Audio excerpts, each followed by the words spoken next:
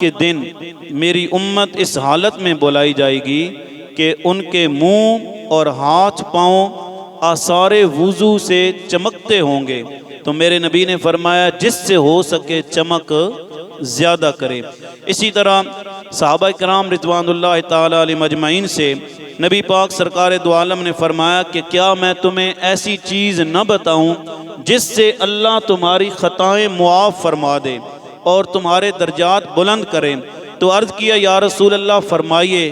تو میرے نبی نے فرمایا جس وقت وضو ناگوار ہوتا ہے اس وقت وضو کامل کرنا اور مسجدوں کی طرف قدموں کی کثرت اور ایک نماز کے بعد دوسری نماز کا انتظار کرنا، یہ ایسے ہی ہے میرے نبی نے فرمایا جیسے بندہ اسلام کے لیے سرحد پر گھوڑا باندھ دیتا ہے، یعنی اتنا بڑا ثواب ہے۔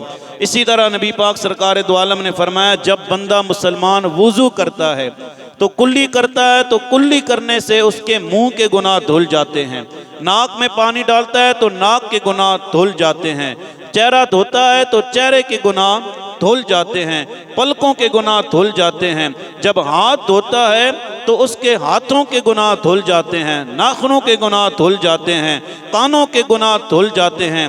اللہ جب پاؤں دھوتا ہے تو اس کے پاؤں کے خطائیں اللہ معاف فرما دیتا ہے، اور میرے نبی نے فرمایا جب مسجد میں چلا جاتا ہے پھر تو وارے ہی نیارے ہو جاتے ہیں۔ اسی طرح آگے سماعت کیجئے، حضرت ابن خزیمہ رضی اللہ تعالی عنہ یہ راوی ہیں کہ حضرت عبداللہ بن زید بریدہ وہ اپنے والد سے روایت کرتے ہیں کہ ایک دن صبح کو حضور اقدس صلی اللہ علیہ وآلہ وسلم نے حضرت بلال کو بلایا، فرمایا بلال میں نے دیکھا ہے کہ رات تیرے قدموں کی آہٹ مجھ سے پہلے سنائی دے رہی تھی، بلال کیا وجہ ہے؟ حضرت بلال نے عرض کی یا رسول اللہ جب اذان کہتا ہوں اس کے بعد 2 رکعت نماز نفل پڑھ لیتا ہوں، اور میرا جب کبھی وضو ٹوٹتا ہے تو میں وضو کر لیتا ہوں۔ میرے نبی نے فرمایا اسی سبب سے اللہ تبارک و تعالی نے تجھے یہ درجہ عطا فرمایا ہے۔ حضرات محترم اسی طرح وضو کے 4 فرض ہیں۔ کتنے فرض ہیں؟ اب یہاں پر کوئی بندہ مجھ سے ناراض نہیں ہونا جی، میں نے ایک بات کرنا چاہتا ہوں میں۔ اب یہ دیکھیں نا، ایک بندہ 1:25 پر مسجد میں داخل ہوا اور وہ بھی کہتا ہے کہ قاری صاحب ٹائم پہ نماز کھڑی کریں۔